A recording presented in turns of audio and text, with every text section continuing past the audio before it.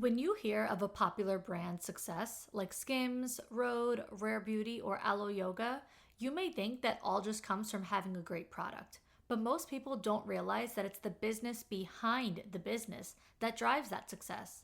There's an overlooked secret that makes selling and shopping simple, and that secret is Shopify.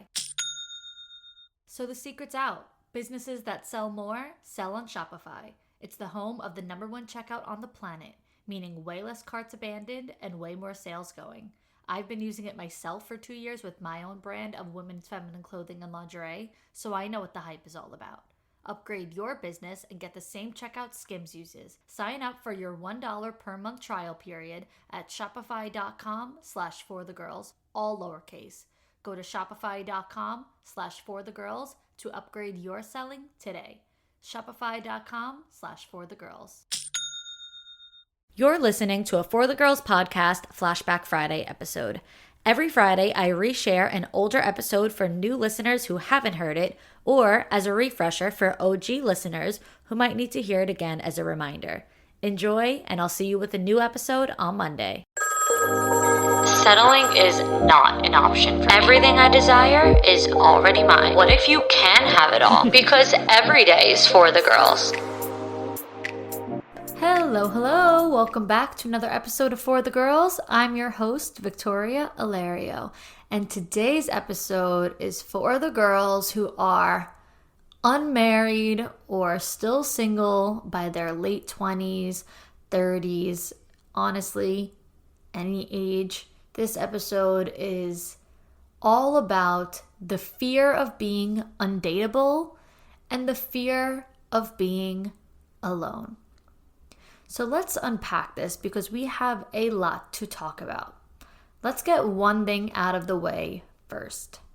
When you feel undateable because you may have faced rejection, or you're consistently facing rejection, or consistently getting ghosted, or a guy just doesn't move forward with you and progress with you, a guy can't commit to you, you need to ask yourself a big question. Do you even really truly like them? Or are you just worried about whether or not they like you? Because what happens a lot is that we become obsessed with the idea of just having a partner, of just wanting to be married. We all want to be married. We all want to have kids. We all want these things. But what's happening is that we want to be wanted and we want to be valued, so much so that we haven't even fully decided if we want that person that much, or if we even value that person at all. We need to raise our standards higher, ladies. Let's get them up there. Let's raise those standards higher. Why do you think I'm always talking about my high standards? And anytime I ever get into the topic of dating, when I say high standards, I'm not necessarily talking about finances and material things. I'm saying we got to dig beneath the surface, okay? We have to decide all the things that we want in a partner and in a relationship and just in our lives in general. Think about when you make these lists of things that you want with someone, and maybe you're thinking like, all right, I want someone who wants a family, and I want someone who wants to travel, and I want someone who's into fitness and all that. But don't you want part of your life's desires to be filled with things like reciprocation? Because when you want a certain thing that from a person maybe doesn't want you back, now your life's list is including things like insecurity, confusion, self-doubt. No, fuck all those things. So we need to dig deeper. So let's dig beneath the surface and decide everything that we want. So like I said, reciprocation, that's included. That's a big one. Everything that I give, I want to receive back. I want a lot because I like to give a lot. I want more so I could give more. Also, pure compatibility. I'm talking across the board.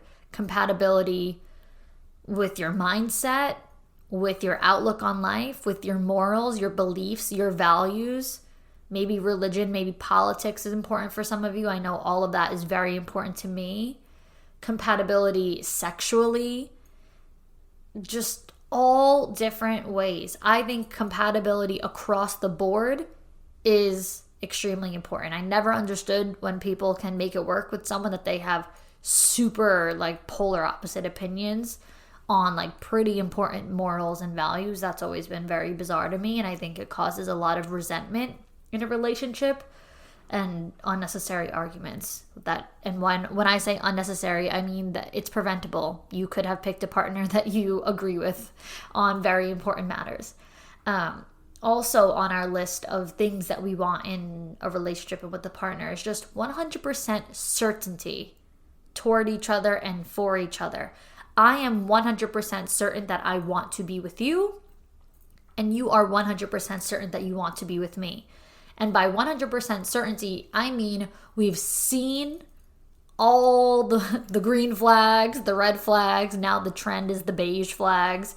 We've seen each other at a high. We've seen each other at a low. We've been through so much together. We've done more than enough together to know that I am 100% certain you, every version of you, is the person that I want to be with, and vice versa. So that goes with the reciprocation.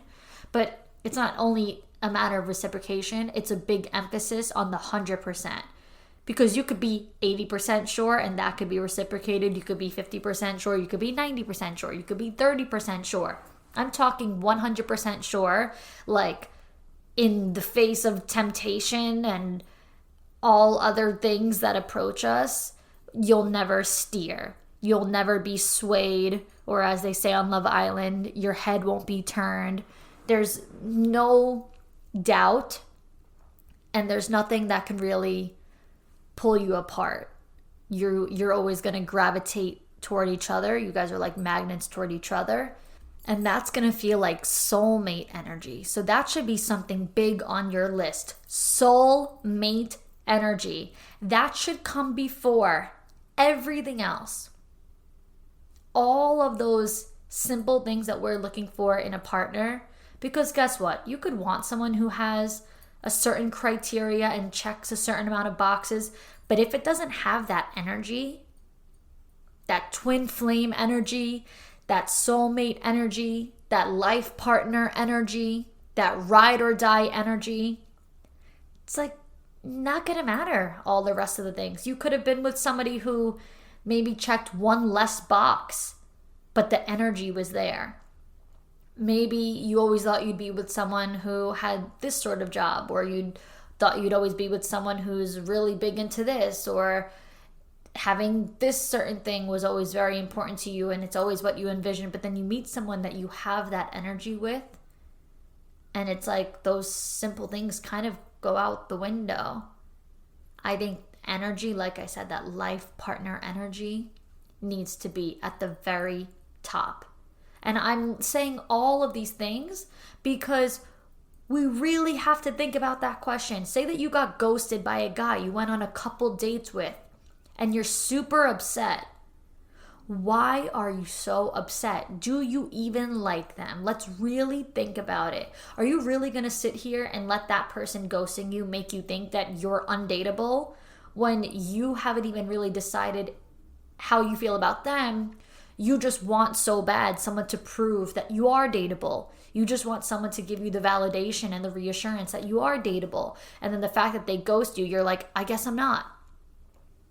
I guess a relationship isn't for me. No, that's not true. Quite frankly, it says a lot more about that person than it does about you if they're ghosting you, or if they're ending things with you without giving you a good reason, or if they're just so immature that they're afraid of commitment and they won't commit not only to you, but they won't commit to anybody. It says so much more about them than it does about you. So all of those things that I'm talking about when we really dig beneath the surface, those things are a two-way street. So why I say it's important to really identify how you feel about that person is because no one is just going to feel that way about you. A mutual energy needs to be there. It's like we want so bad to be wanted and desired and valued and all that stuff, but if it's not 100% mutual energy, then it's really not going to happen. It's not going to be there. Alignment needs to be there. Alignment needs to be on your list of what you want. And you don't really have that true alignment if you don't even really know somebody or know how you feel about somebody. You're just craving the need to be needed, right? Alignment needs to be on your list of what you want and what you need and what you're looking for way before things just like a good job and good morals. People think, oh, my list of desires in a partner, they're not surface level. I don't care about just looks, or I don't care about just a job. I don't care about his exact income dollar amount. I care about deeper things. I care about his values, and I care about his beliefs, and blah, blah, blah, blah, blah. Yet, they get disappointed when it doesn't work out with a guy they went out with twice. They get their hopes up over any guy that gives them attention. They start imagining the future and planning out the future with any guy after 1 or 2 dates. So how deep do you think you're really getting? How can you know someone past the surface in only a couple of hours spent with them? You're getting your hopes up. You're getting so excited about any guy who throws you a bone. And then when it doesn't work out with them, you're defeated. You feel terrible. You feel low. You feel undateable. This fear of being alone comes over you. And then at the same time, you're also like, but I'm not surface level. I don't care just about looks or things like that. Girl, it's still the surface if you only know someone on the surface and you're this hung up over it. It is still the surface. You might tell each other things and you could get super deep and have like heart-to-heart conversations and all that for 4 hours, 5 hours, 6 hours. I don't care. But if it's only a couple times you've met or a couple phone calls that you've had and you've had these deep conversations, that's still not getting to know someone beneath the surface, because getting beneath the surface is to be seen, not heard. So when you go on a date, or 2 dates, or you do a couple phone calls and you're just talking to each other, you're hearing what they say, but they want to show you the best version of themselves. They want to tell you what they believe in. They want to tell you what they love, what they hate, what they're passionate about. They want to tell you all the best parts of them and just like make sure that's all out on the table. Because they're giving you their representative, okay? So this is who I want you to see me as. This is what I want to make sure you know about me. These are all my green flags, all my best qualities, whatever. Of course, they're not going to get on a first date with you and be like, yeah, so things didn't work out with my ex because I cheated on her, or I wouldn't commit to her, or I was really narcissistic, or I was really manipulative. No one's gonna do any of that, right? So everyone is telling you all the good things. But you need to see them in action. You need to see their heart, not listen to them tell you about their heart. You need to see with your own eyes how they feel about themselves and their outlook on life, based on just witnessing them doing life, based on watching how they treat people, how they talk to people, their demeanor, the way that they talk when they're not really like paying attention. Like, do they talk so negatively, and I don't mean like directly to you, but just in general, like, oh, this sucks, everything sucks. Like, are they a negative person or a positive person? Do they talk highly of themselves or low about themselves? And not when they're in an interview style, like just generally speaking, when you're watching someone on a day-to-day basis and you're seeing them in action. So seeing someone in action over time is how you'll actually know and decide if you like that person, because now you're getting beneath the surface. So we got to stop giving strangers that much credit and stop giving strangers the power to decide whether or not we are dateable.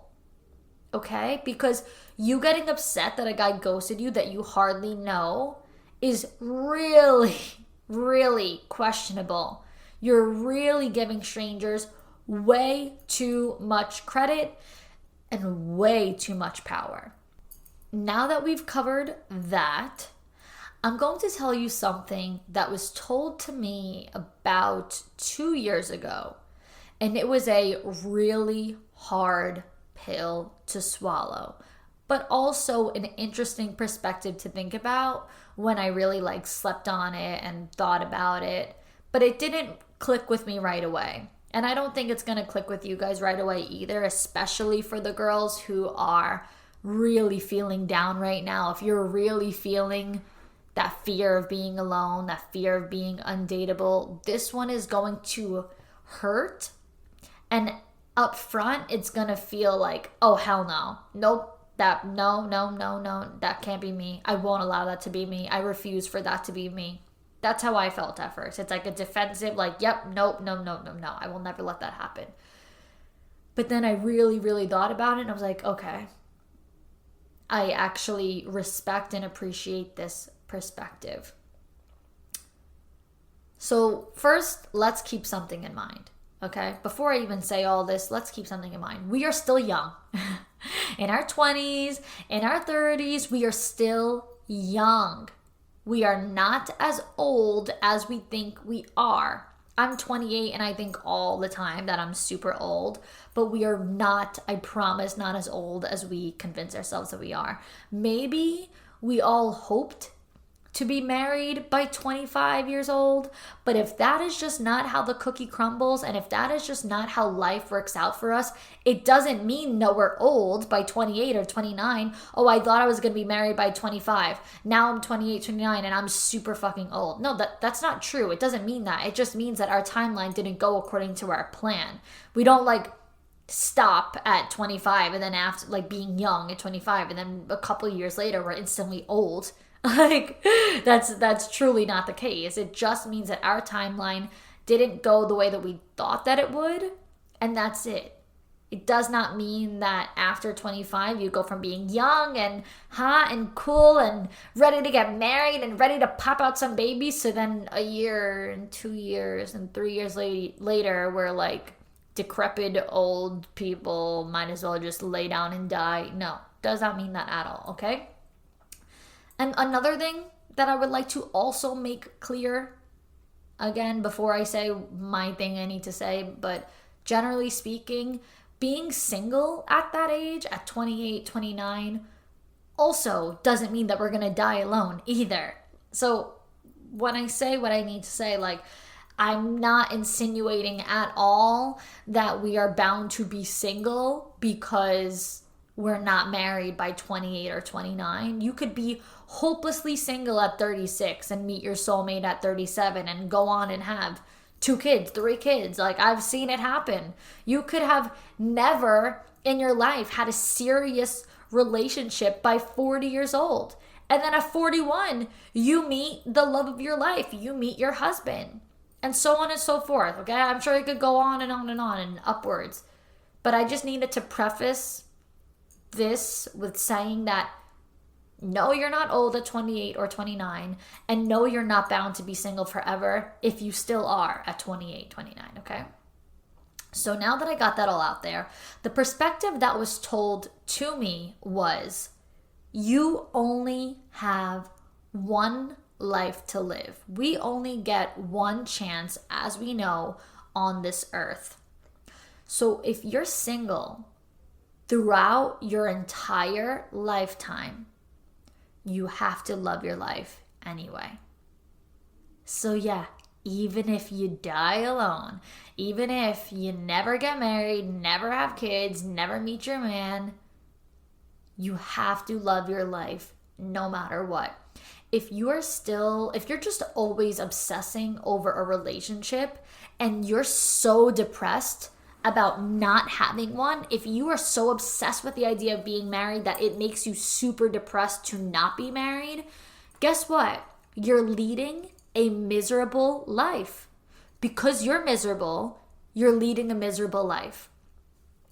And guess who the most undateable people are? Miserable people. You know those people that you're like, oh, they're miserable, I could never be with that person? We don't even realize that when we are so hyperfixated on something that it makes us super miserable, we are also miserable people. And everyone has this fear of being undateable, but without realizing, if you don't love your life, you're making yourself undateable. That's a choice at that point. You're not undateable because you're super passionate and hyper and excited about things, and you're not undateable because you love weird things and you may eat foods that are questionable, or you may do something weird or have weird hobbies or something that's super bizarre or abnormal. That does not make you undateable, because guess what? There's someone for everyone. Everyone has abnormal things that they enjoy, or weird things that makes them happy, or they may do gross things every now and then, or they may get super hyper and super annoying and super excited and super passionate and all the crazy things that we convince ourselves that we are. Oh, I'm so this, I'm so that. None of that will ever make you undateable, because there's always like the perfect amount of weird and crazy and cuckoo in everyone. But what does make somebody a red flag or undateable is leading a miserable life. So if you're like, oh, but I'm not miserable. I want a relationship so bad. I want to be married so bad, but I'm not miserable over it. I'm not miserable over it. Sure, you might fake a smile. You might put on a brave face and you think that people are falling for it, and you might be convincing yourself of it, but people will see right through you. If deep down, you're so hyper fixated on not wanting to be single that you hate your life because of it. And again, it might not be as clear in black and white of like, oh, but I don't hate my life. Yeah, but if you are unhappy with the fact that you are single because you want to be married so bad, or you want to be in a relationship so bad, then you really don't love your life, because being single is your life. That is who you are at this point in time in your life. So you're basically saying, I don't like or love my life. You have to lead your life with being okay with being single, not with a fear of being alone. Especially if you want to up your chances of meeting someone, because that's how you attract people. Being a woman who loves life, loves herself, loves her life, is being a woman who is easier to love. So hating being single means hating a version of yourself and hating your life, hating your lifestyle. If I hate being single, then I hate the single version of myself, and I hate the single lifestyle that I am leading, right? So you're making yourself harder to love when you don't love everything about your life and when you don't love everything about yourself. Because love attracts love. We are mirrors. Everything we receive in life is a mirror. Okay, girls, I got a question for you all to think about. How would life be different if you developed undeniable confidence? Well, you're about to find out, because I know you're sick of settling for the bare minimum. I know you crave more in life. So imagine how different your life would be if you had the tools to stop settling, to start raising your standards, and to start getting everything you want in life.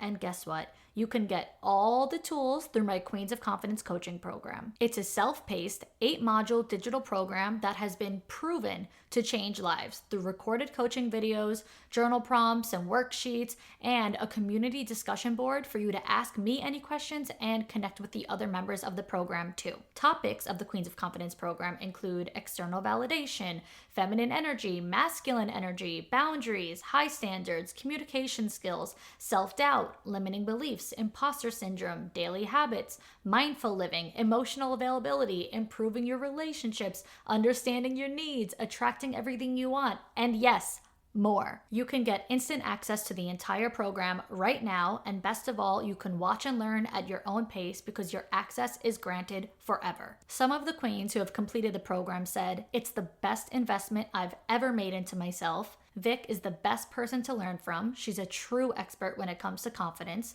worth every penny. And I've taken a couple of courses where they sound rehearsed or just repeat the same cookie cutter things. Your course is the complete opposite, and your everyday examples really drive your points home." So girls, it's your time. Invest in yourself, you're worth it, and your 2.0 self will thank you for changing your life for the better. Head to victoriaalario.com or click the link in the show notes and get the Queens of Confidence program now. Do you ever feel overwhelmed by hormonal changes? Well, girls, you're definitely not alone. There are more than 1,000 disruptors living rent-free in our environment right now. Our food, our water, the air we breathe, the clothes we wear, our skincare, and they all mess with our hormones. And then, of course, there's the natural hormonal changes our bodies go through too. Menstrual cycles, menopause, and even though it's a natural process, it doesn't make it any easier to go through. But the good news is that we don't have to suffer through any of it anymore because now we have Hormone Harmony, a formula made only with herbal ingredients that are shown to reduce hormonal symptoms in women of all ages. It contains science-backed herbal extracts called adaptogens, which help the body adapt to any stressors, like all chaotic hormonal changes that happen naturally throughout a woman's life. So it's perfect for women who struggle with all different life-disrupting symptoms, such as PMS symptoms like irritability, moodiness, discomfort, or uncontrollable cravings, menopause symptoms such as hot flashes and night sweats, or even poor sleep and feeling tired all the time, or even occasional bloating and gas. So in other words, Happy Mammoth, the company that created Hormone Harmony, is here to make women's lives easier. And that means using only science-backed ingredients that have been proven to work for women. They made no compromise when it comes to quality, and it shows. For a limited time, you can get 15% off on your entire order at happymammoth.com.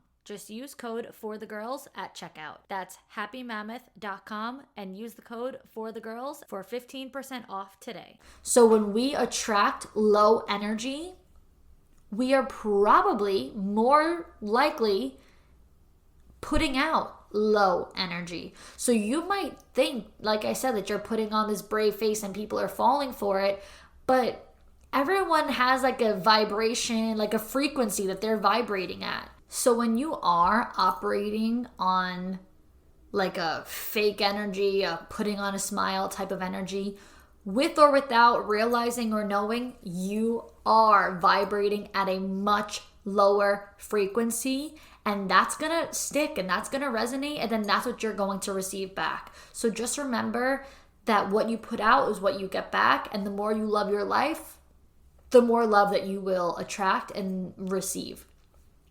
And I get it. I mean, you might want love so bad, and that's a good thing. To desire love, to want a partner, you really might have such good intentions in wanting that. And that's perfectly fair, perfectly fine, perfectly valid, perfectly understandable. But what you need to realize is that you're equally closed off to love at the same time if you have this resentment toward being single, because now your lack of self-love is preventing you from calling love into your life altogether. So you might really want love, but you have a resentment toward a version of yourself, the version that you are right now, and then because of that, you're actually just as closed off to love as you are to wanting it. So it is very counterproductive. So now thinking about that perspective, like I said, what if you never meet someone? What if you never get married? What if you never have kids? What if for the rest of your entire life, you're single? What are you going to do?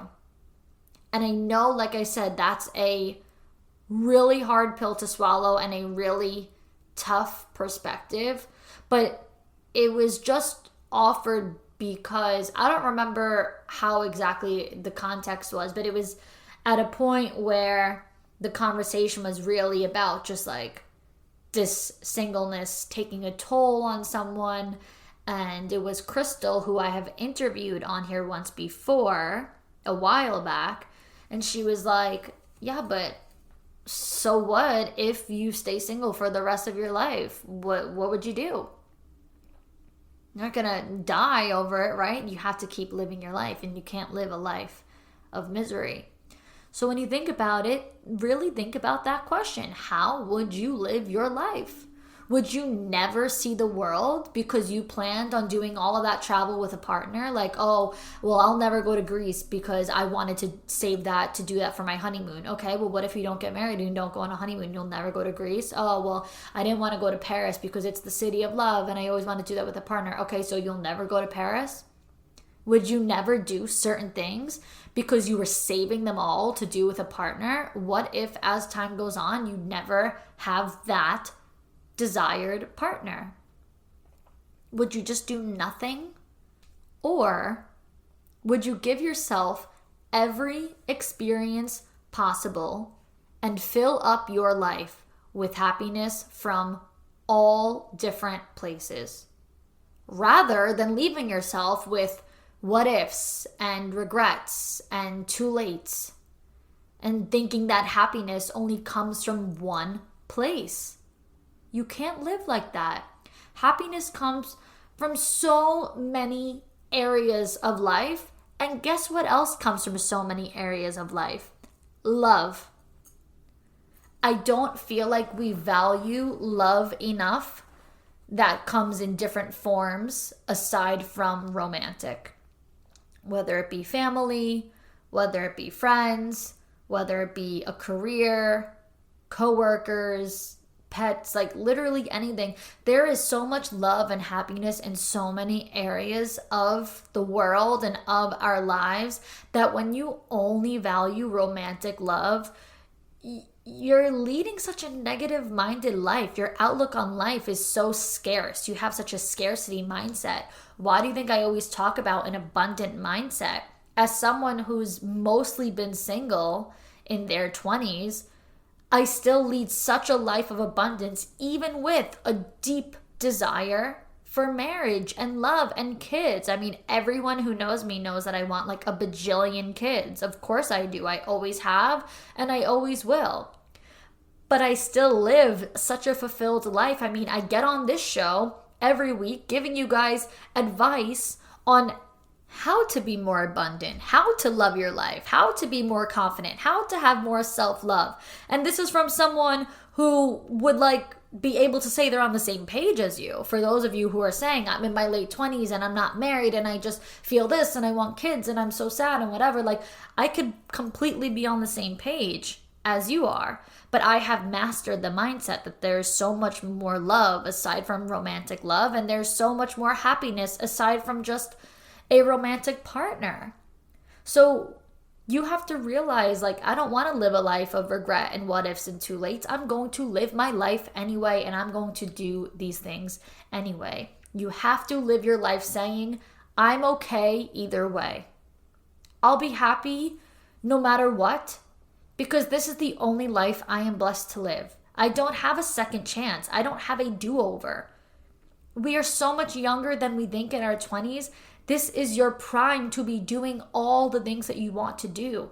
I am so blessed that over this past decade or so, maybe a little bit less, I have been so well traveled and I have built a career doing things I'm super passionate about, and I have gotten to move a bunch of times and live in different cities and experience as much as I can possibly experience and do everything I've ever desired. I mean, shit, as a kid I wanted to go on freaking TV and I went and I even did that. I don't even know how that happened, but I ended up on reality TV, which is something I wanted to do since I was such a young age, since I was in like, I don't know, 8th grade, 7th grade, watching The Hills, whatever age I was. I'm like, I want to be on reality TV. High school, college. And I went ahead and did that. Everything I've ever wanted to do, I've done. So I know that I can't sit here and be like, well, I'm putting off everything I want in life because I'm waiting for a partner to do it all with. No, you have to be okay either way. That's how you call more abundance and more love into your life. When you live life in fear, you self-sabotage way more than you think way more than you realize. Fear in general is so much more powerful than we know. Because guess how fear translates? Anxiety. Do you realize where anxiety comes from? Fear. Anxiety is a fear-driven state. So the more fear you have around being alone, the more anxiety you'll have in dating. The more anxiety you'll have in dating, the more you'll self-sabotage and do all the things that you don't want to do, all the bad traits that you have, all the red flags that you have, you're going to do all that. The more you self-sabotage, the more you'll push people away. The more you push people away, the less likely you are to meet someone who's perfect for you. Why? Because you aren't being you. You aren't being your true self. You're being an anxiety and anxious version of yourself. So now you're less likely to meet someone who's perfect for you because they don't even see you as the true, divine, feminine woman that you are. They see you as a woman who is operating out of fear and anxiety and is self-sabotaging and doing all the things that she does not want to do. So you see how this cycle continues? You see how this cycle goes on and on and on? When your insecurity beams through like a dark ray of light, that might be an oxymoron, but I don't want to say a ray of light, but when you have just this dark cloud hovering of insecurity beaming through, the real you hides. The divine, mature version of you the light is dimmed. It's hidden. So let's break the cycle. Let's break the cycle and let's embody true confidence, true acceptance of where we are in every stage of our lives, and realize, of course, we're dateable. The best version of ourselves is always someone that's easy to love, because you'll love that version of you. You have to love yourself no matter what your life looks like. And I know that might be easier said than done because you might really have this burning desire for a romantic relationship. But stop hyperfixating on it and feeling like it's a matter of if it's gonna happen. No, it's a matter of when. When it happens, we don't know. But it will. Your time will come. Everyone's time will come. I know that I offered you a perspective on thinking about imagine being single for the rest of your life. But like I said, I don't think that you're doomed for being single. You just have to really consider that it's a possibility just because it is. Not because I think it'll happen, but just because anything is possible. So when you really understand that perspective and really let it resonate and really let it sink in, your fears start to feel just like, you know what? If I can't control this, I'm not going to get so worked up over it. You can only control what you can control. Other than that, those things are not controllable. So your timeline, not controllable. What other people think about you, not controllable. What is controllable is you loving your life and making yourself easier to love. Because you are lovable, you are dateable, you are not doomed to be alone for the rest of your life, and you're so much younger than you think. Trust me. Now, with all of that being said, I have the perfect Dear Victoria submission for this topic. And for those of you who don't know, you could email me. My email is Victoria _podcast at gmail.com. Again, that's victoria.forthegirlspodcast@gmail.com. You can make the subject line Dear Victoria, because I get tons of emails, so I want to just make sure that I get to all of my Dear Victoria submissions. and send me whatever you need advice on, a situation or scenario or fight or relationship, whatever it might be that is bothering you and you just need a little bit of guidance. And I try to do one at the end of every episode. I just ask that you keep them as short and sweet as possible, because if they're super long, they most likely won't be getting used, because of course we have to do this in a timely manner. Now let's get into this one. Dear Victoria, I'm 19 years old and have absolutely zero dating experience whatsoever. I've never talked to anyone, I've never been kissed, never been on a date, never had a boyfriend, nothing. Most girls my age have been dating, whether serious or not, since middle school, and now that I'm in college, I feel even more behind when it comes to dating. I try not to compare my journey to other girls and trust that the universe has a plan for me, but I still crave a relationship or that kind of attention sometimes. How could I begin to navigate dating even though I'm a late bloomer? Also, how could I do so without feeling uncomfortable due to my lack of experience? Well, first of all, I can totally understand. I did have boyfriends from a young age, but after my boyfriend and I in high school broke up, I really never had a boyfriend again. And in college, I definitely hooked up with guys and had those sort of situations, but I was never in a relationship with someone. And all of the girls always had boyfriends in college, and it definitely made me feel behind because I was pretty much always single and everyone else always had a guy consistently that they were with throughout the year. So I can of course understand how you're feeling. But here's what I will say. I think your approach to dating right now, because of your question being how do I do this without feeling uncomfortable? I think your approach to really getting more attention from guys is to befriend more guys and hang out with guys alone.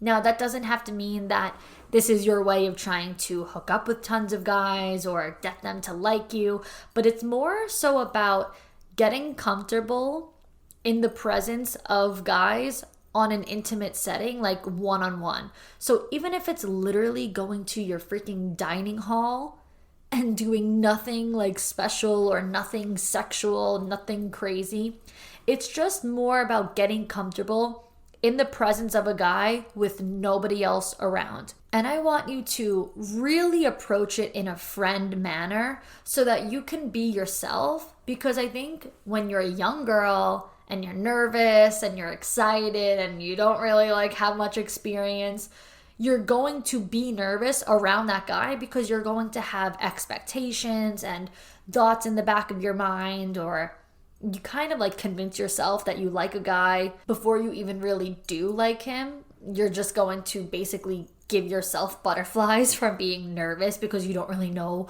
what's going to come of it. But approach it in such a friend way that you get to be completely yourself, they get to be completely themselves, and feelings might arise. Feelings might come up, but this way, the pressure is off. Because you're not approaching guys or you're not hitting on guys in a way that's trying to be your boyfriend. You're just trying to give yourself that experience of spending more time with guys and getting comfortable hanging out with them. So I definitely think your initial approach should be completely on a friend level, but allow your heart to be open to more.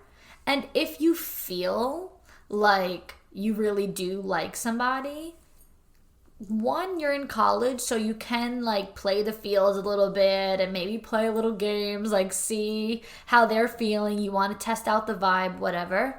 But two, be vulnerable and be open for anything. Be open for rejection. Put yourself out there. Wear your heart on your sleeve and let people know how you really feel about them when you're sure of your feelings. So that's why I say go into it with this no expectations level, because the pressure will be off. You'll get to be your complete true self the same way that you are with your girlfriends.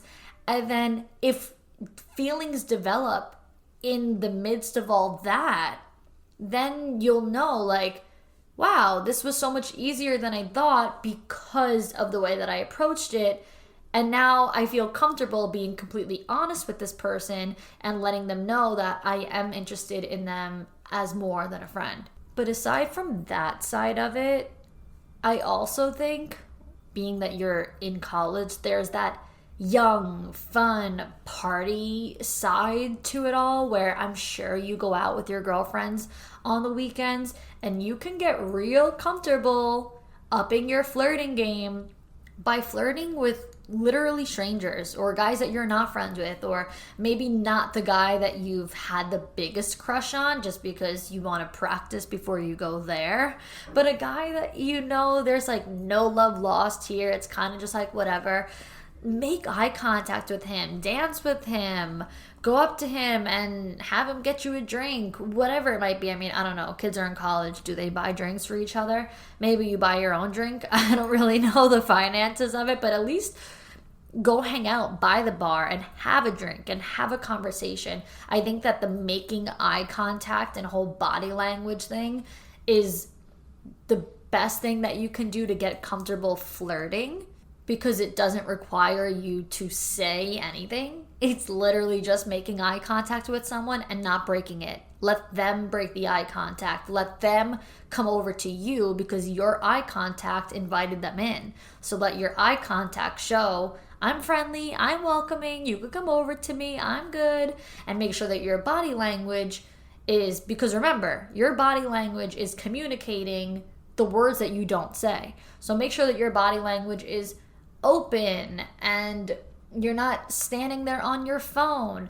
If I'm going to be honest with you, I loved the years that I was in college because this was pre-TikTok. We did have Snapchat, but like it wasn't that much of a social media. Some people just like took some Snapchat videos, but we were not on our phones at all when we were out. I used to leave my phone in my dorm room because we always went out with so many people and no one ever got separated. So why would I need my phone? Who am I going to talk to at 11 o'clock on a Friday night if I'm with all of my friends?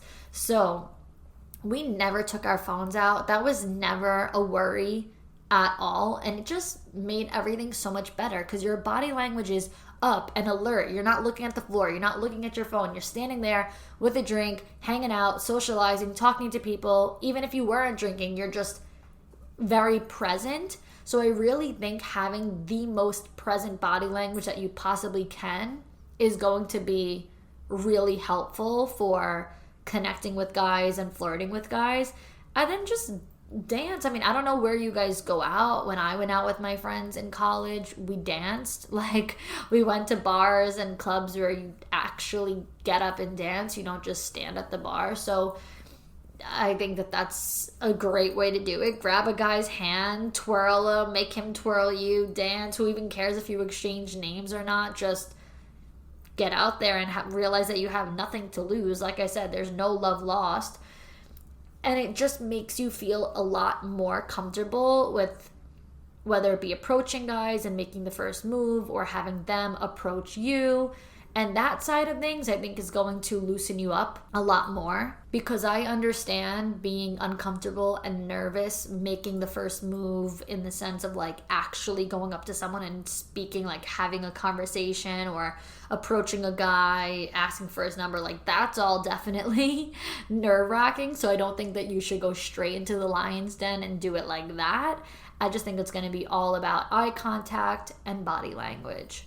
So those are the two things that I think you should do to get the ball rolling, girl. And that is all we have for today. So, like I said, email me a Dear Victoria submission to victoria.forthegirlspodcast@gmail.com.